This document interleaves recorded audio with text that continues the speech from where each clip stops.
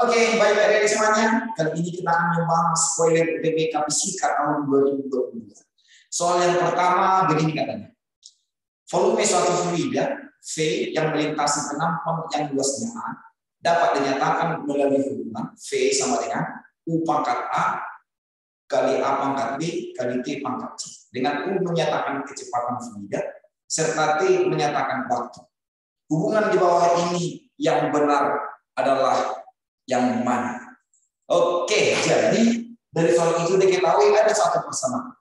Di mana V sama dengan U pangkat A kali A pangkat B kali T pangkat C. Dengan catatan tadi V di sini yang dimaksud menyatakan volume.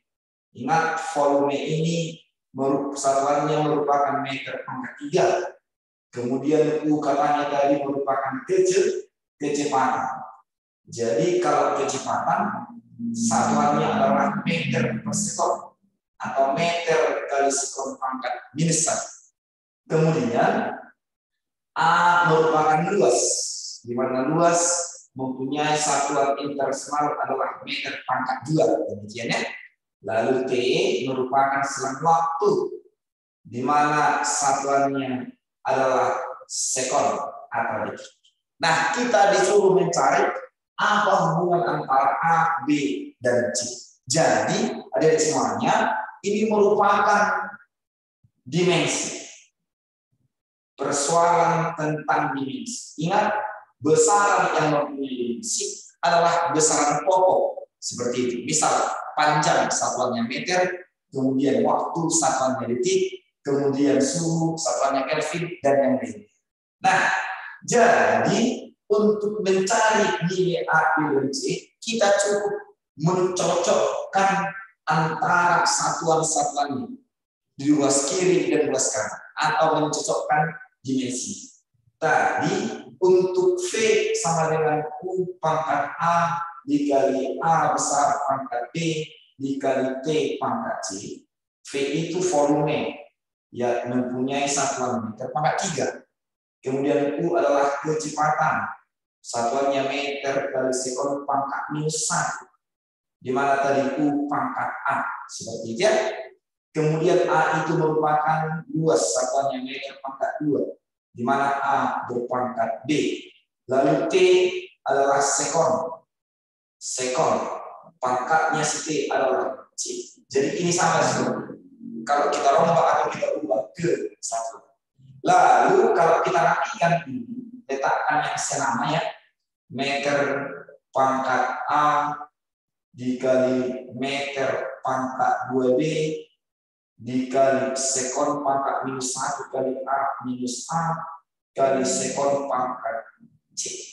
Maka untuk mencari nilai si A, B, dan C, tinggal kita ikuti teori atau kesamaan ruas kiri dan kanan. Di kiri, ruas kiri ada meter pangkat 3. Sementara di ruas kanan ada meter pangkat A dikali meter pangkat 2B. Kalau sama bilangan pokoknya ini, pangkatnya berarti kita jumlahkan. Seperti itu. Jadi dari sini dapat kita bahwa kalau sama bilangan pokoknya ini, maka pangkatnya tentu sama. Berarti 3 sama dengan A tambah 2B. Nah, inilah hubungan antara A dengan B. Seperti itu. Kemudian, di ruas kanan ada sekon. Di ruas kiri tidak ada. Itu artinya sama aja. Di ruas kiri ini ada sekon, tapi pangkat 0. Ingat, kalau S pangkat 0 itu artinya adalah 1. Jadi 1 dikali meter pangkat 3 tidak mempengaruhi nilai. Jadi di ruas kanan adalah S pangkat minus A dikali S pangkat C seperti ini. Jadi karena sudah samanya bilangan pokoknya, maka kita simpulkanlah pangkat 0 sama dengan minus A berkalian ini ya, maka pangkatnya kita jumlahkan. Atau kita simpulkanlah dari sini minus A pindah ke kiri sama dengan C. Seperti itu. Maka jawaban dari persoalan ini adalah C. Inilah trik untuk menyelesaikan persoalan dimensi. Gimana kira-kira? Mudah jadi? Oke. Oke, kita lanjut ke soal. Oke, kita lanjut soal yang kedua. Seorang siswa menembakkan sebuah proyektil dari sebuah titik pada bidang miring yang sangat panjang. Sudut kemiringan bidang itu 37 derajat dan kecepatan proyektil saat ditembakkan V0 sama dengan 24 meter per sekon.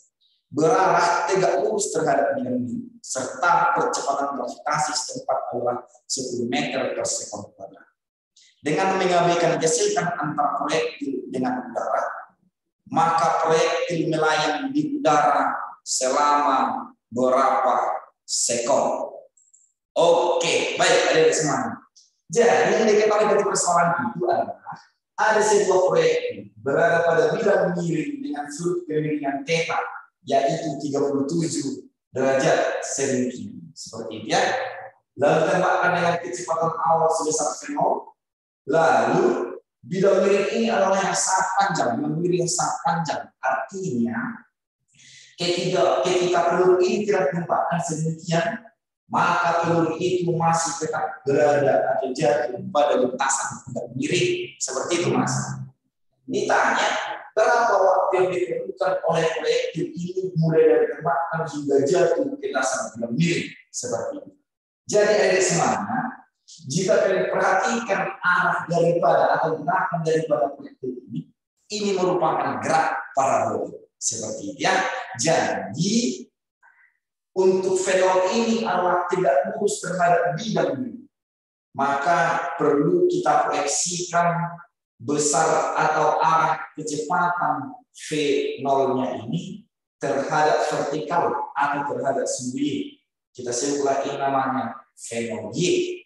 Kemudian kita proyeksikan si V0 terhadap sumbu X atau mendatar, kita sebut lagi namanya V0X. Seperti itu.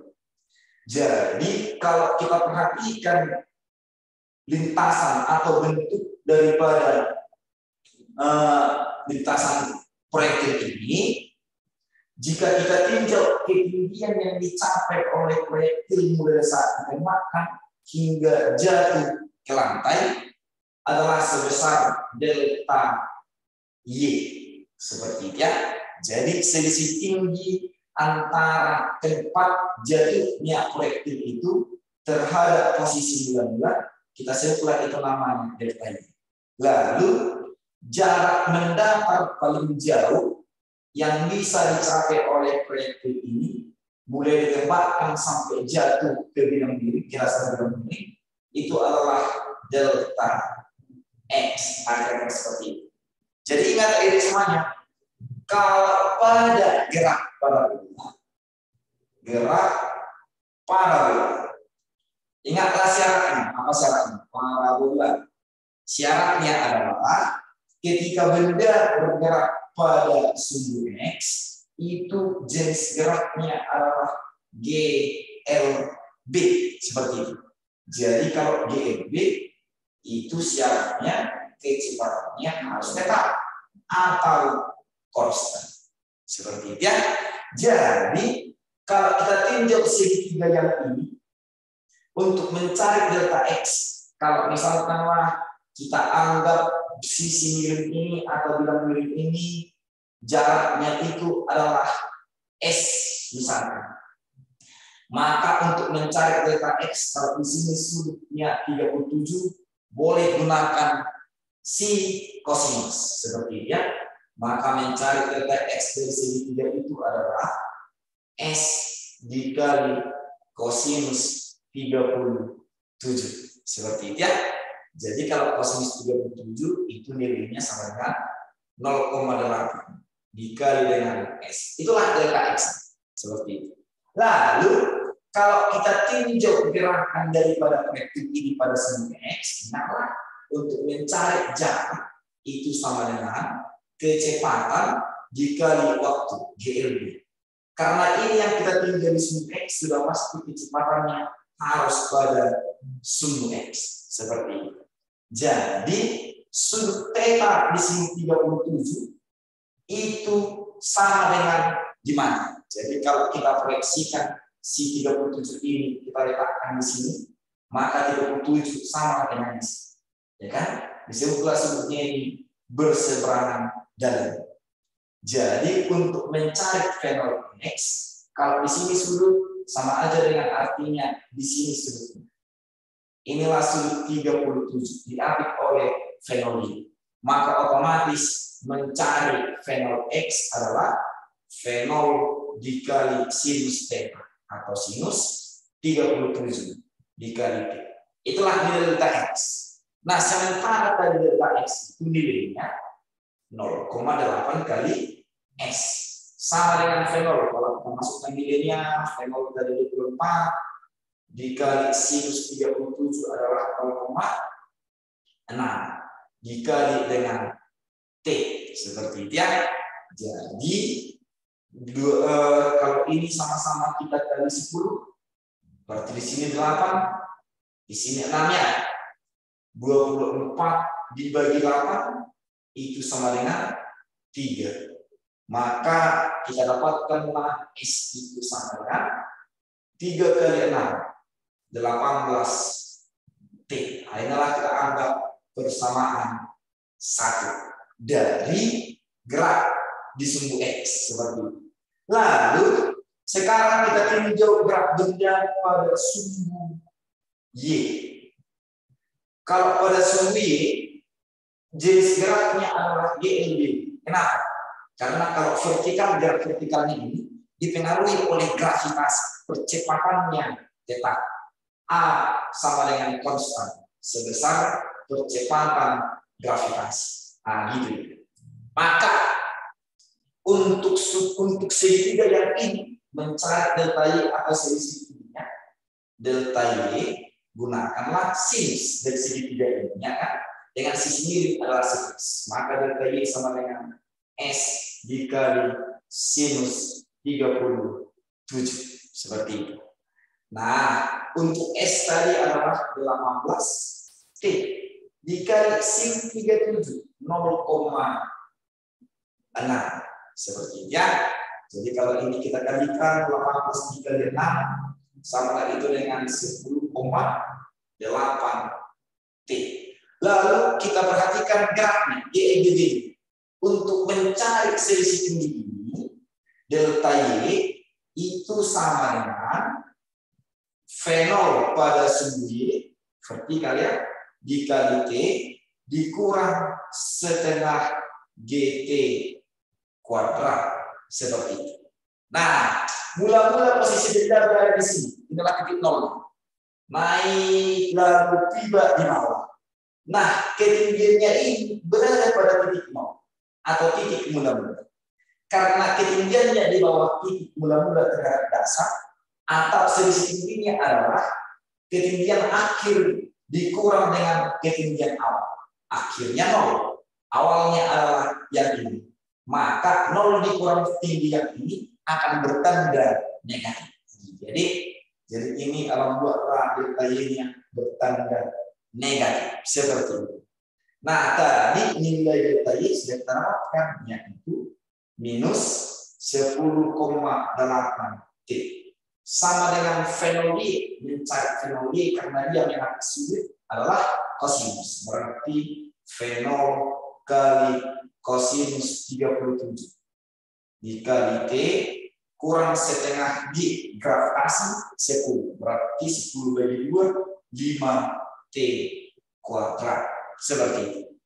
Maka minus 10,8 T samalah itu dengan fenolnya tadi 24 kosinus 37 yaitu 0,8 dikali T dikurang 5T pangkat 2. Seperti itu ya.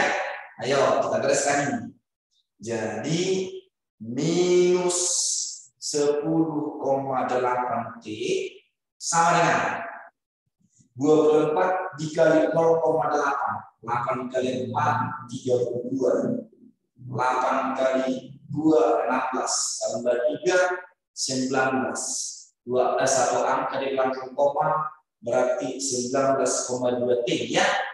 Dikurang 5 T pangkat 2. Letakkan yang sama. 19,2 T pindahkan ke kiri. Jadi tambahnya. Berarti semuanya minus. Minus 10,8 minus 19,2 sama dengan minus 30 T. Tinggallah di kanan minus 5 T pangkat. Sama-sama dikali negatif habisnya sama-sama dibagi T, maka tinggallah 30 sama dengan 5 T. Maka T sama dengan 30 bagi T sama dengan 6 sekon. Maka waktu yang diperlukan oleh proyektil mulai saat tembakan sampai jatuh pada dasar tiang miring adalah 6 sekon. Jawabannya adalah D. Seperti itu. Gampang ya. Baik, kita lanjut. Oke, soal nomor 3. Sebuah balok massa 1 kg meluncur turun tanpa kecepatan awal. Balok itu menuruni bidang miring yang licin serta kemiringannya 30 derajat terhadap bidang datar. Setelah mencapai ujung bawah bidang miring, balok meneruskan geraknya pada bidang datar yang kasar. Koefisien gesek kinetis antara balok dan bidang datar adalah 0,4 dan gravitasi setempat 10 meter per sekon pangkat 2. Jika panjang lintasan balok pada bidang datar adalah 12,5 meter. Panjang lintasannya pada bidang miring adalah berapa? Oke, jadi diketahui dari soal tersebut ada sebuah balok. Massanya 1 kg mula-mula berada pada bidang miring yang licin dalam keadaan diam. Jadi berarti ini artinya kecepatan mula-mula itu setelah itu namanya titik A adalah 0. Karena ini licin, tentu balok ini akan meluncur sepanjang bidang miring sedemikian dan sampailah ke dasar. Katakan di titik B seperti ini. Lalu setelah melewati si B atau melewati bidang miring ini, balok itu akan bergerak pada bidang datar, di mana bidang datarnya ini adalah dalam keadaan kasar. Bidang datarnya kasar. Seperti di mana panjang bidang miring yang kasar ini, bidang datar yang kasar ini, kita sebutlah namanya S yang kiri. Besarnya 12,5 meter. Seperti itu. Jadi, karena ini kasar, maka sepanjang bergerak di bidang kasar ini, pada akhirnya benda itu akan diam. Karena gaya gesek akan memperlambat gerakan daripada balok seperti itu. Jadi itu artinya kecepatan di C itu sama dengan 0. Pertanyaannya, berapakah panjang lintasan bidang miring? Oke, jadi adik-adik semua, yang pertama yang mau kita tinjau adalah dari B ke C. Karena diketahui ada jaraknya sedemikian. Ya. Jadi ketika benda bergerak pada bidang datar yang kasar, kita gambarkanlah gaya-gayanya. Benda bergerak ke kiri tentunya ya kan sedemikian, maka gaya geseknya adalah ke kanan. Inilah besar F gesek karena bergerak. F geseknya namanya F gesek kinetis. Lalu pada benda ini bekerja gaya berat arahnya ke bawah sebesar W. Kemudian ada gaya normal arahnya ke atas sebesar N. Seperti itu. Sudah pasti pada sumbu Y atau yang vertikal, resultan gaya yang bekerja adalah 0, tidak bergerak. Seperti itu ya. Maka kita simpulkan untuk sumbu Y di sepanjang geraknya di bidang datar berlaku hukum 1 Newton. Sigma Fy sama dengan 0. Gaya yang positif ke atas normal, ke bawah W negatif sama dengan 0. Atau kita pindahkan langsung ke kanannya, N sama dengan 0. Di mana untuk mencari W, M kali 3. Maka M-nya dari 1, gravitasi 10, kita dapatkanlah M 10 Newton. Kemudian, pada sumbu X yang bekerja sepanjang geraknya, ketika bergerak, hanyalah gaya S. Maka resultan gayanya sigma F sama dengan M kali A. Gaya bekerja hanya si gaya gesek. Namanya gaya gesek kinetis. Sama dengan M kali A. Seperti itu ya. Karena gaya gesek itu berlawanan dengan perpindahan, maka gaya gesek kinetis membuat bertanda negatif. Menyatakan percepatan adalah negatif alias berlambatan. Gitu. Untuk mencari FK, itulah yang kita rumuskan dengan mu K dikali M. Sama itu dengan M kali A. Mu K-nya sama dengan minus 0,4. Gaya normalnya tadi adalah 10. Sama dengan M kali A. M-nya 1 dikali A. Maka dari sini kita dapatkanlah perlambatannya 4 meter per sekon kuadrat. Seperti itu. Nah, setelah kita dapatkan perlambatan, maka kita perlu tahu berapa rupanya kecepatan ketika tepat berada di titik B. Jadi, kalau kita tinjau gerak B ke C, ada percepatan atau perlambatan, sudah pasti geraknya itu GLB. Gitu ya. Jadi kalau GLB mencari kecepatan B atau V0 kuadrat atau VT kuadrat B kecil seperti ini, maka VC kuadrat sama dengan VB kuadrat kurang karena perlambatan 2A dikali S. VBC adalah 0 sama dengan VB kuadrat kurang 2 kali A. A-nya tadi adalah 4 kurangnya perlambatan dikali S yaitu 12,5. Oke, maka dari sini kita pindahkan ini ke sana ke kiri, dapatlah nilai VB kuadrat sama dengan 2 kali 4 dikali 12,5. Iya, 100. Maka VB akar 100 sama dengan 10 meter per sekon. Inilah kecepatannya. Nah, gitu. Lalu sekarang kita tinjaulah gerak sepanjang AKB. Gerak sepanjang AKB. Seperti itu ya. Nah, sudah pasti ini juga geraknya GLBD. Karena ini licin dipercepatnya. Tapi karena ini licin, boleh kita tinjau mencari panjang lintasannya ini dengan menggunakan hukum kekekalan energi mekanik. Energi mekanik di titik A sama dengan energi mekanik di titik B. Dengan catatan besar energi mekanik itu adalah energi potensial ditambah energi kinetik. Nah, gitu ya. Karena di A mula-mula dia diam, maka sudah pasti energi kinetik di A adalah 0. Kemudian ketika balok berada di dasar, ketinggiannya sudah 0. H di B sudah 0. Gitu ya. Sementara H di A, kita sebut aja namanya ini HA. Sedemikian. Kalau H di B 0, sudah pasti energi potensial di titik B juga 0. EP sama dengan MG dikali H. Hanya 0, maka EP-nya. Maka yang tersisa, gerak dari ABB untuk NA sama dengan MB adalah EP di A sama dengan EK di B. Atau langsung saja, kalau kita jabarkan rumusnya ini, maka kita dapatkanlah V di B sama dengan akar dari 2G dikali HB. Seperti itu. Untuk VB tadi 10.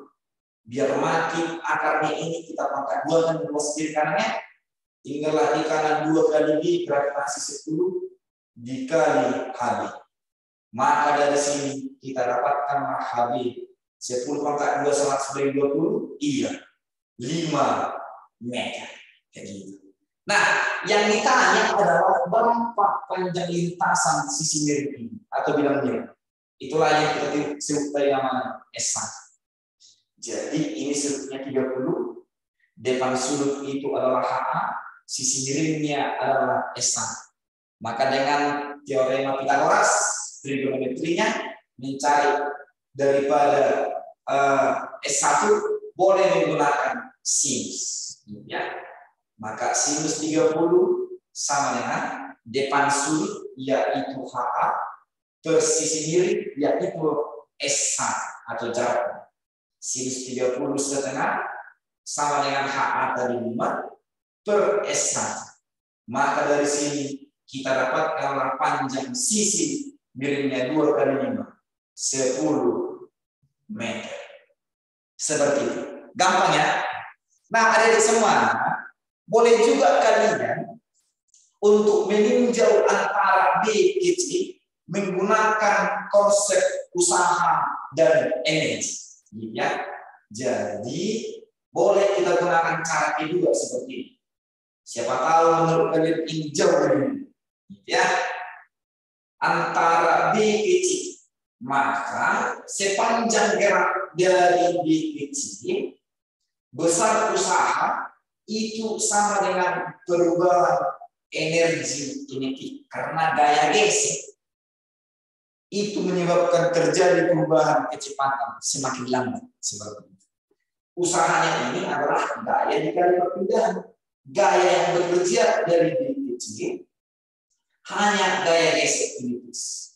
Dikali perpindahannya dari B ke C itu kita sebutkan S2. Karena gaya gesek kinetik berlawanan dengan perpindahan, maka gaya gesek kinetik bertanda negatif. Sama lah itu dengan delta EK, di mana delta EK itu adalah setengah dikali M dikali V akhir VC kuadrat dikurang VB kuadrat seperti ini. Gitu ya. Jadi nilai FK tadi sudah kita dapatkan yaitu UK kali M sama dengan minus 4 gitu ya. Atau karena yang dicari misalnya adalah S1 boleh masukkan minus FK minus 4 dikali S2 yaitu 12,5 sama dengan setengah M. M-nya tadi adalah 1 dikali VC adalah 0 dikurang VB kuadrat seperti ini ya. Kali silakan 2 ke sini berarti 2 kali 4 dikali 12,5 minus 100. Tinggallah di luas kanan minus VB kuadrat. Kali minus kiri kanan dapatlah VB kuadrat sama dengan 100. Atau dari sini VB sama dengan 10. Seperti itu ya. Itulah sampai ke sini. Berarti sudah sama ya. Selanjutnya boleh gunakan energi mekanik untuk meninjau A ke B. Gimana kira-kira? Gampang ya? Oke, awal kira bisa kalian pahami. Untuk mengetahui hambatan dalam sebuah amperemeter, seorang siswa memasang hambatan 15 ohm paralel ke amperemeter tersebut. Skala maksimum tercapai ketika kuat arus pada rangkaian 180 mA. Jika hambatan 15 ohm ditukar dengan hambatan 8 ohm, skala maksimum tercapai ketika kuat arus pada rangkaian 250 mA. Hambatan dalam amperemeter itu sama dengan berapa ohm? Oke, baik dari semuanya. Yang diketahui ada sebuah amperemeter. Digunakanlah amperemeter itu untuk mengukur arus yang mengalir pada suatu hambatan sedemikian. Gitu ya, ingat cara menggunakan amperemeter untuk mengukur arus, maka si amperemeter dirangkailah secara seri terhadap yang mau diukur. Seperti itu ya. Nah, amperemeter ini mempunyai hambatan dalam namanya RD seperti itu. Lalu si amperemeter ini mempunyai batasan untuk mengukur. Kayak gitu ya. Bagaimana caranya agar amperemeter ini bisa mengukur lebih dari batas maksimum yang bisa diukur?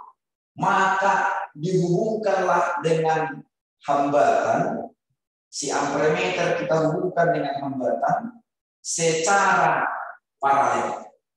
Nah, hambatan yang kita hubungkan ini atau kita rangkai dengan amperemeter disebutlah itu namanya hambatan cabang atau hambatan sum. RSH seperti itu. Oke, lantas pertanyaannya berapa RD jika soalnya sedemikian? Maka untuk mencari hambatan tambahan atau RSH yang dirangkai paralel terhadap ampermeter, sama itu dengan hambatan dalam si ampermeter per N dikurang 1. Di mana N ini menyatakan perbandingan antara arus yang bisa diukur setelah dipasang RSH atau kita sebut itu namanya arus yang baru maksimum yang dapat diukur dibagi dengan arus yang lama, arus maksimum yang lama yang bisa diukur ampermeter sebelum dihubungkan paralel dengan RSH. Kita sebutlah itu namanya arus lama, seperti itu. Jadi IB ini merupakan batas pengukuran yang baru, IL sama dengan batas pengukuran arus yang lama. Atau boleh seperti yang membuat BUB batas ukur baru per BUL batas ukur yang lama. Oke, inilah misalnya. Maka kita tinjau kasusnya. Untuk RS1 15 ohm. Jadi untuk RS1 itu berarti RD per N1 kurang 1. Seperti ya. RS1-nya tadi 15. Sama dengan RD per N1 kurang 1. Dari silangkan dapatlah berarti 15 N1 kurang 15 sama dengan RD. Inilah persamaan 1. Kemudian untuk RS2-nya 8 ohm. RS2 R2 sama dengan RD per N2 kurang 1. Jadi silahkan masukkan 8-nya. 8 kali N2, 8 N2 kurang 8 sama dengan RD. Inilah persamaan 2. Seperti itu. Jadi kalau kita eliminasi persamaan 1 ke persamaan 2, kita kurangkan aja langsung ya kan. 15 N1 dikurang 8 N2. Tetap ya. 15 N1 kurang 8 N2. Minus 15 kurang 8 minus 7. Seperti itu ya. RD kurang RD habis 0. Atau 15 N1 sama dengan 8 N2 tambah 7. Pindahkan ke ruas kanan seperti ini. Lalu N itu tadi adalah batas ukur perbandingan yang baru dengan yang lama. Jadi N1 itu artinya arus yang baru. Tentu yang pertama tadi ya per arus yang lama sama dengan 8 kali arus yang baru untuk RSH yang kedua, IB2 berarti ya, per IR arus yang lama tetap karena ampermeter tetapnya dia, ya kan? Ditambah 7 seperti itu. Ayo kita masukkan nilai-nilainya.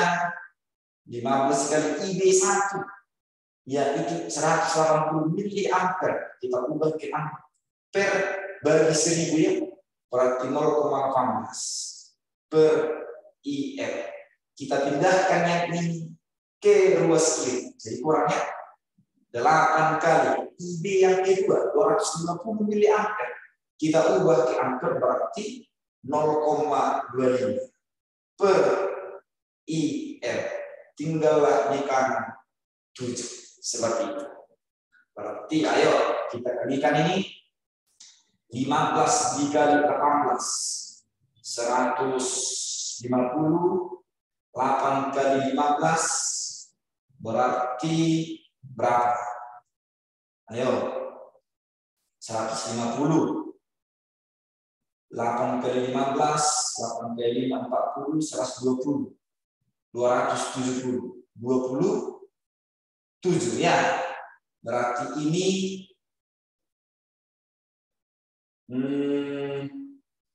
ini 3/2. 15 kali 0,18 dikali 18 ya. 44, 5 kali 1, 5, 9. 1 kali 8, 1 kali 1.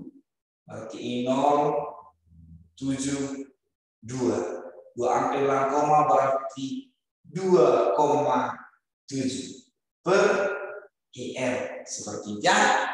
dikurang dengan 8 dikali 0,25 seperempat. 2 ya kan?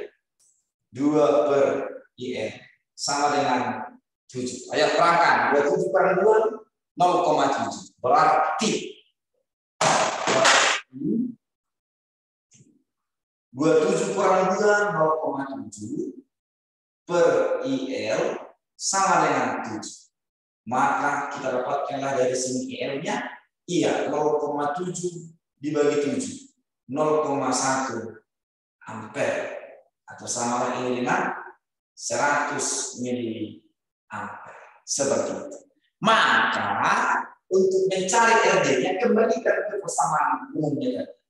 Maka RSH untuk Si1 sama dengan RD per batas ukur yang baru untuk hambatan sum 1 per IL kurang 1. Untuk RS1-nya sama dengan 15 ohm sama dengan RD per IB1-nya tadi adalah 180 per yang lama 100 dikurang 1. Berarti ini 18 per 10, 1,8. Dikurang 1, 0,8. Maka RD kali silakan 15 kali 0,8. Kita dapatkanlah RD, iya 12 ohm. Seperti itu. Begitulah cara menyelesaikan rangkaian mengukur arus atau ampere meter. Gampang ya? Oke. Oke, yang kelima, dua buah balok bergerak saling mendekati pada bidang datar yang licin. Balok A bermassa MA 5 kg bergerak ke kanan dengan kecepatan 1 meter per sekon, sedangkan balok B bermassa MB 3 kg bergerak ke kiri dengan kecepatan 3 meter per sekon. Sesaat kemudian, kedua balok bertumbukan ya. Grafik berikut menunjukkan besarnya gaya rata-rata Fx yang bekerja pada balok B selama selang waktu delta T terjadinya tumbukan. Inilah grafik antara F dengan T balok C. Dengan demikian, tumbukan kedua balok itu berlangsung dengan koefisien restitusi berapa? Oke. Baik, adik semuanya. Diketahui massa si A 5 kg, VA 1 meter per sekon arahnya ke kanan. MB 3 kg, VB 3 meter per sekon ke kiri. Inilah grafik impuls atau grafik tumbukan si B antara F dengan T. Ditanya berapa koefisien restitusi. Nah, sudah jelas ini tentang tumbukan seperti itu ya. Jadi untuk mencari besar koefisien restitusinya, itulah yang sama dengan minus kali VA aksen kurang VB aksen per VA kurang VB. Dibalikkan ke persamaan ini tidak masalah. Seperti itu. Lalu ingat besaran-besaran yang ada pada tumbukan. Yang pasti ada momentum. Nah, untuk setiap tumbukan berlaku namanya hukum kekekalan momentum. Kekekalan momentum antara benda A dan B seperti itu. Berarti langsung aja PA tambah PB sama itu dengan PA aksen tambah PB aksen. Nah, untuk mencari PA sama itu dengan MA kali VA tambah PB MB kali VB sama dengan PA aksen. MA VA aksen tambah MB VB aksen. Ingat, aksen di sini menyatakan sesudah terjadi yang namanya tumbukan. Nah, sebelum masuk ke rumus persamaan hukum kekekalan momentum, tadi diketahui ada grafik si tumbukan B. Jadi ingat, kalau ada grafik F dengan T, itu menyatakan grafik impuls. Ya, impuls itu sama dengan gaya dibagi selang waktu. Nah, karena diketahui ada grafik sedemikian, mencari impuls itu boleh juga itu sama dengan luas yang dibentuk oleh grafik itu terhadap waktu, seperti itu. Dan ingat, ada hubungan antara impuls dengan momentum, di mana I sama dengan perubahan momentum. Nah, gitu ya. Maka boleh kita simpulkan, untuk impuls si B sama itu dengan perubahan momentum B, gitu ya. Jadi I tadi adalah luas grafik. Luas grafik ini sama dengan perubahan momentum si B, berarti momentum si B sesudah tumbukan dikurang momentum si B sebelum tumbukan. Nah, kalau memperhatikan grafik yang dibentuk sedemikian, ini merupakan gambar segitiga, gitu ya. Jadi luasnya itu sama dengan luas segitiga, yaitu setengah alas. Alasnya adalah delta T 3 dikali tingginya, yaitu F 7,5 sama dengan PB aksen dikurang PB, langsung aja boleh ini membuat seperti ini. MCB dikali VB aksen kurang VB, seperti itu. Ingat, momentum itu adalah besaran vektor. Perhatikan arahnya, gitu ya. Kalau ke kanan kita anggap positif, maka kalau ke kiri sudah pasti bertanda negatif, gitu ya. Maka setengah dikali 3 dikali 7,5 sama dengan MB, yaitu 3 kali VB aksen. Itulah mau kita cari tahu ya. Dikurang VB 3, tapi ke kiri kurang jadi tambah. Ya, berarti tambah 3. Nah, sama-sama kita bagi 3, luas kiri dan kanan, matilah 3-nya ya kan? Tinggallah di luas kanan itu 7,5 bagi 2, 3. 3,75 sama dengan VB aksen tambah 3. Maka dapatlah dari sini VB aksen 3,75 kurang 3. 0,75 meter per sekon. Lalu setelah dapat VB aksen, kita perlu nilai VA aksen agar bisa dicari ini. Maka kembalikanlah ke persamaan hukum kekalan momentum. Untuk MA sama dengan 5 dikali VA 1 kekalan positif, jadi tambah MB 3 VB 3 ke kiri berarti minus 3 sama dengan MA 5 kali VA nya 1 VA aksen yang dicari ya, kita cari tahu ini VA aksen tambah MB 3 dikali VB aksen 0,75 bertanda positif karena tetapnya 0,75. Oke, berarti ini 5 tambah kurang 9 minus 4 sama dengan 5 kali VA aksen tambah, ayo kita kalikan ini 3 kali 0,75 iya 2,25. Pindahkan ini ke luas kiri, semua minusnya minus 6,25 sama dengan 5 VA aksen. Maka dari sini kita dapatkanlah VA aksen sama dengan ini dibagi ini. Minus 6 bagi 5 1, sisa 2. Nya 12 bagi 5 bisa 2, sisa 2. 25 bagi 5, 5. Iya benar, minus 1,25 meter per sekon. Dapat VA aksen, mana masukkanlah ke rumus ini. Maka E sama dengan VA aksen ini minus 1,25, itulah VA aksennya kurang VB.